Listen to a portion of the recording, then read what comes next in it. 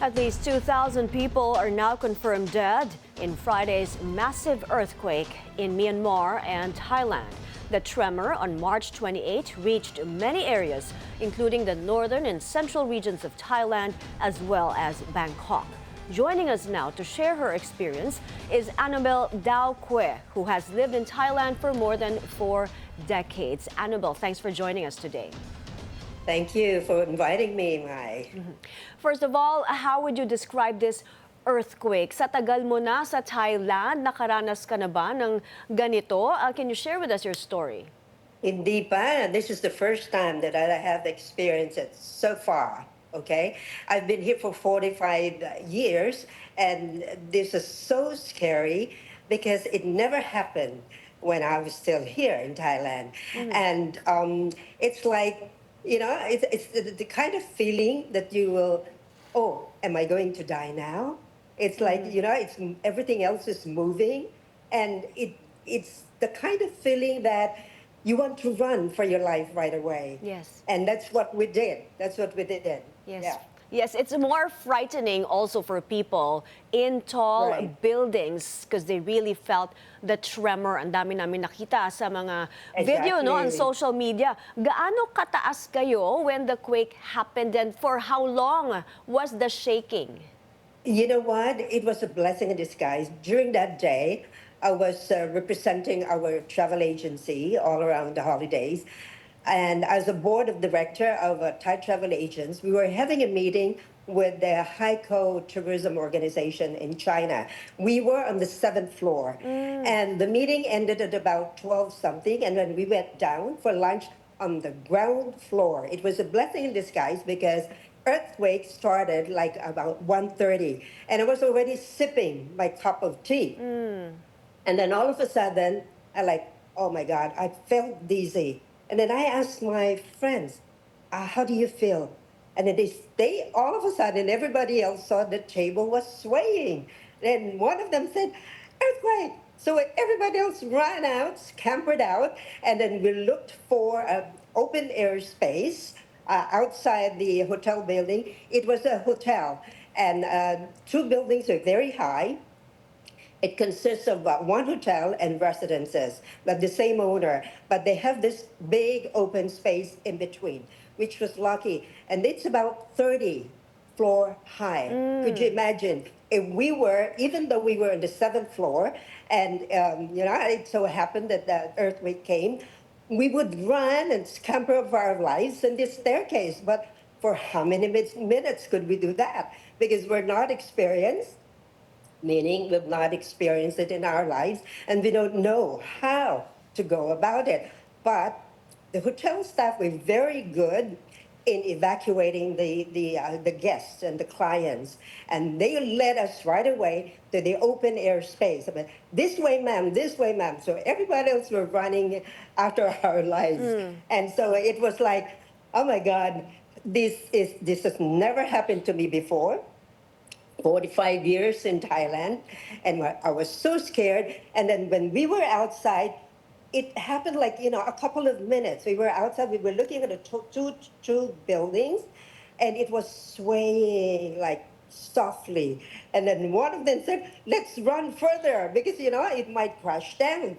But luckily it didn't. But we had to wait for at least 2 hours until the hotel staff or the management team decided, okay, I think there's no more aftershock after the government had, because they've been trying to call up the government entity, to advise them whether it's already safe to go inside the building or not. Yes. So we waited for at least 2 hours to get in. I can just imagine. It's probably the scariest moment of your life. Yung sinabi nyo, in those seconds, na naisip mo, am I gonna die now? No? Yeah, exactly. Because it's like, no, I've never felt that kind of feeling before. It's like, all of a sudden, am I going to die? It's like, am I, because of my health or whatever? I didn't even think of, earthquake or whatever, because we've never experienced it in Thailand when I've been there for 45 years. Yes, and probably most people there in Thailand did not experience a quake as strong as this one. And Yes, you're right. yes, and there's Very right. widespread criticism about why Thai authorities did not issue a warning. What is your take on this? No, it was like I think it's like you know, Thai government were not expecting us as well, okay? Because it happened so quickly. It happened so quickly that they were not sort of aware of what's going to happen. So of course they were not able to give warning to everybody else. But in all fairness, after that incident, they were advising everybody else, get out of the building, out, everybody else, even the SkyTrain and the underground, they advised everybody else to get out, go out in the street. And some of them were like, they wanted to get back to their condominium buildings to get their properties or whatever. But each condominium juristic person will not allow because it's Yes. like they don't want to take responsibility if something will happen to you. Although you will say, take your risk, but they don't want that to happen. Yes. So, in all fairness, the Thai government did well, even though they were not able to manage to give us an advance notice because it's like very quickly, it happened very quickly. And then there's no way that, you could call everybody else in town, get out, the earthquake is coming. So I Yeah. don't think it's possible, really. Yeah. I don't know. Yeah, in my layman's term, I'm not really sure about it. Annabelle, this is Yeah. the fourth day since the earthquake. How's the situation in Thailand right now? Well, to be honest, though, a lot of people are still afraid, okay, because most especially those who are working in high-rise buildings and those living in high condominiums, okay? And, well, the Thai government have been very active in telling all owners of condominium and high-rise buildings or offices or hotel to be wary. If they can work from home, better work from home. Because they requested everybody else to take a look. If there's any damage, report it right away and do something about it right away. Yeah.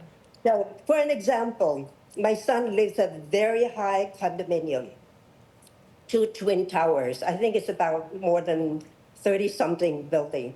He couldn't even get in, get his personal items on the first day. They were not allowed already up until now. Up until now.